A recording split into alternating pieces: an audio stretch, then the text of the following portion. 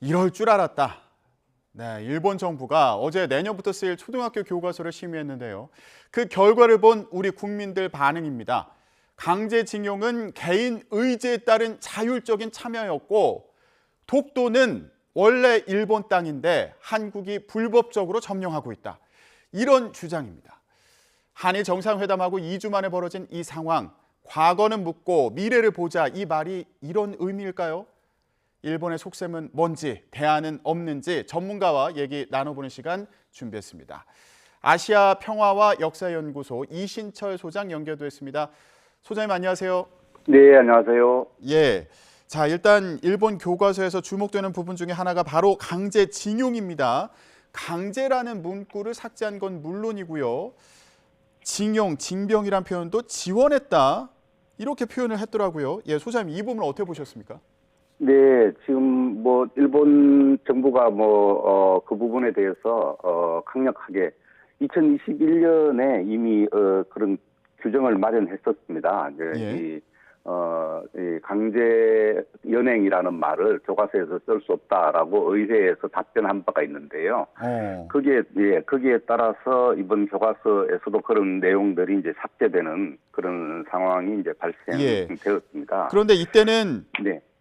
연행이 아니라 이제 징용이나 동원을 쓰도록 했는데 여기서 지금 더 나간 거 아닙니까? 징용이나 징병이나 이런 표현도 아니고 지원했다. 예, 병사가 된 조선의 젊은이들 이런 표현도 지원해서 병사가 된 조선의 젊은이들 이런 식으로 표현이 됐더라고요. 네, 그렇습니다. 이게 지금 상당히 뭐랄까요, 악화가 된 건데요. 일본 정부는 이 강제 노동이 없었다라는 것을 이제 기본적으로 그런 입장을 가지고 있고요. 그리고 군에도 강제로 끌려간 게 아니다 이런 주장을 하는 거죠. 네, 군에 이제 끌려간 것이 이제 징병돼서 이제 갔다라는 표현이 그 이전 교과서에 있었는데, 이번에는 지원해서 병사가 된 조선의 젊은이들이라는 말로 쓰고요. 예. 그러니까 이것은 원래 당시에 지원했던 병사들도 있습니다. 그렇지만은 이게 식민지 상황 하에서 어쩔 수 없이 이제 군에 가야 되는 그런 상황을 전혀 이해할 수 없게 만드는 표현이고요. 예. 이제 자발적으로 갔다 이런 것을 강조하고 이제 노동자 문제도 이거는 강제적으로 연행돼서 갔다는 것이 이제 일본 학계에서 이제 얘기했던 것인데 그런 부분에 대해서 전쟁 문제로 이해할 수 있는 용어가 연행이라는 용어이거든요. 그런 연행이라는 용어 자체를 쓸 수 없게 만들었는데 그것을 이번에 이 교과서에서 이제 그 부분을 수용을 했다 이렇게 볼 수 있는데 다만 한 가지 좀 이렇게 평가할 수 있는 부분은 일본 필자들이 연행이라는 말을 직접 쓰지는 않았지만 동원이라는 한국에서 쓰고 있는 용어를 일본에서는 쓰지 않거든요. 그런 용어를 통해서 그런 강제성을 좀 표현하려고 했는 것인데 일본 정부는 역시 이 강제성을 약화시키는 그런 어떤 효과를 노렸는데 그것이 적용이 됐다 이렇게 볼 수 있겠습니다. 네. 예. 자, 일부 교과서 같은 경우에는 실질적으로는 강제 연행에 해당되는 사례가 많았다는 연구도 있다. 이런 주석을 붙인 경우도 있습니다. 하지만 지금 전체적으로 보면은 어쨌든 강제성이 없었다 이렇게 주장을 하고 있는 상황인데 소장님 결국 이게 일본 정부의 입장이라고 보면 되는 겁니까? 예, 그렇습니다. 이것은 일본 정부가 일본 정부는 지금 징용이라는 말을 사용하거나 이게 합법적인 어떤 태도에 의해서 이루어졌다는 의미로 공식적으로 사용하는 말은 반도 출신의 노무자라고 쓰고 있습니다. 예. 그러니까 자발적으로 돈 벌러 온 사람들이다라는 입장을 견지하고 있고 이건 불법이 아니다.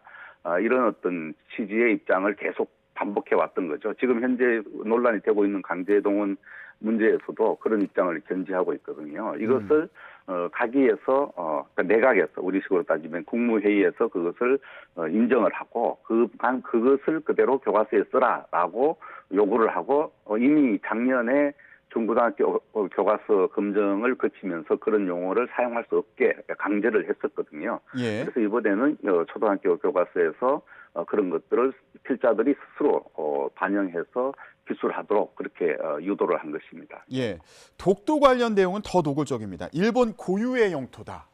예, 고유의 영토다. 그리고 한국이 불법으로 점령하고 있다. 이런 내용까지 있었습니다. 네, 예.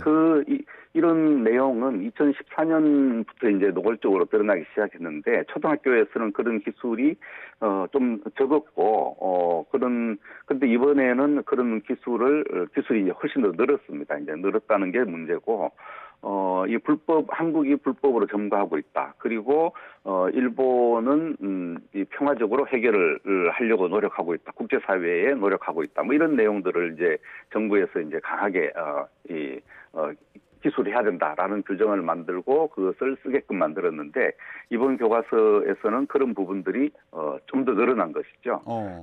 네네. 그리고 노골적인 기술들이 되었다. 이렇게 이해를 하시면 될 것 같습니다. 네. 예. 지금 한일 정상회담 끝난 지 2주 정도 지난 상황인데 일본의 이런 역사 왜곡이 노골화되는 이런 상황, 배경은 뭐라고 봐야 됩니까? 네, 근데 정확히 말하면 일본은 변한 게 없다라는 것이고요. 오히려 내가 할 길을 가겠다라는 입장을 명확히 했다라고 볼 수 있다고 생각이 됩니다. 지금 예. 한국하고 이 과거사 문제는 과거사 문제고, 자신들은 이 미래를 내세우면서 원래 주장했던 그런 주장을 계속 이어가면서 이 관계를 개선하겠다 이런 입장을 이제 명확히 한 것이라고 볼 수 있는데요. 예. 이번에 예를 들면 이런 것들입니다. 일부 필자들이 독도 관련 기술 내용을 개선을 하려고 했어요. 예를 들면 한 교과서는 한국이 불법 점거하고 있다는 내용을 이전 교과서에 있었는데 그걸 지웠어요. 그리고 또 한국에 계속 압력을 넣고 있다라는 것도 지웠고, 그리고 이제 일본 영토라고 썼어요. 근데 그거는 일본 영토라는 걸 안 쓰면 교과서 통과 안 되니까 썼는데 그런 부분에 대해서 일본 정부가 그것만 콕 집어서 일본 영토가 아니고 일본의 고유 영토다라고 수정하게 만들었단 말이죠. 예. 근데 이런 방식으로 일본 정부의 압력은 여전하고 이 뭐라 그럴까요? 좀 이 자신들의 원칙을 관철시키려는 노력을 이렇게 계속 기울이면서 가기 결정을 실행하는 이런 어떤 모습을 보여줬는데 이것은 한일 정부 간의 어떤 협력이나 새로운 미래 관계와 관계없이 자신들의 입장은 하나도 버리지 않겠다 이런 것을 명확히 했기 때문에 예. 이런 부분에 대해서 한국 정부가 정확히 알고 그것에 대해서 항의를 하고 또 수정을 요청하는 이런 어떤 방향이 반드시 있어야 되겠다라는 생각이 듭니다. 네. 예, 소장님. 네네. 지금 이제 계신 아시아 평화 역사 연구소가 일본 교과서 바로잡기 운동본부가 근간이지 않습니까? 네네. 예. 자, 지금 초등학교 교과서에서 역사를 왜곡하는 그런 내용들이 이제 들어간다는 거예요. 네네. 이 초등학교 교과서의 역사 왜곡이 어느 정도 심각한 일인지 그 관점에서 좀 얘기를 해주시죠. 네네. 그 어린이들은 그야말로 우리도 그런 얘기 합니다만 미래를 이끌어갈 사람들이고 그리고 또 이게 순백의 어떤 깨끗한 어떤 백지의 그림을 그려나가는 어떤 그런 이야기로 많이 비유를 하는데요. 예. 학생들은 좀 무비판적으로 이 지식들을 흡수하게 되는 것이죠. 이번에 지금 심각한 문제는 예를 들면 독도 같은 경우에도 지도상의 영토를 독도와 울릉도 사이에 이렇게 경계를 긋는 이런 지도들을 상당히 많이 쓰고 있습니다. 보통 10군데 이상 쓰고 있는데요.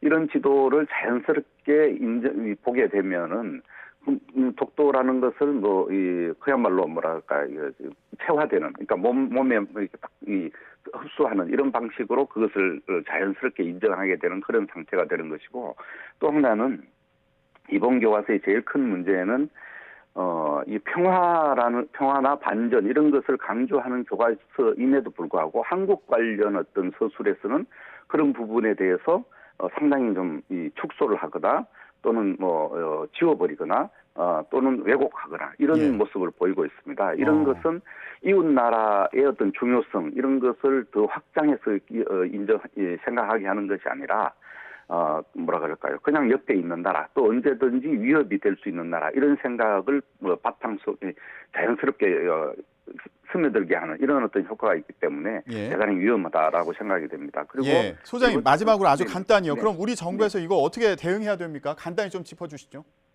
예, 이것은 그 역사 문제하고 또 안보 문제는 명확히 분리해야 되고 경제 문제와도 분리해야 됩니다. 이 부분에 대한 항의는 반드시 있어야 된다. 지금 일본 정부가 역대 담화를 다 수용한다고 했는데 그 역대 담화들 속에서 교육 문제는 항상 지적이 되고 있습니다. 다시금 이런 문제가 발생하지 않도록 교육을 해야 된다라는 부분이 있기 때문에 그런 부분들 일본 정부가 수용을 하고 이런 어떤 잘못된 과거에 대해서 잘 교육해 나갈 수 있도록 그런 압력을 항의를 반드시 해야 된다라고 생각을 합니다. 네. 예, 알겠습니다. 일본 교과서 역사 왜곡과 관련해서 아시아 평화와 역사연구소의 이신철 소장과 얘기 나눴습니다. 소장님, 오늘 말씀 고맙습니다. 네, 고맙습니다.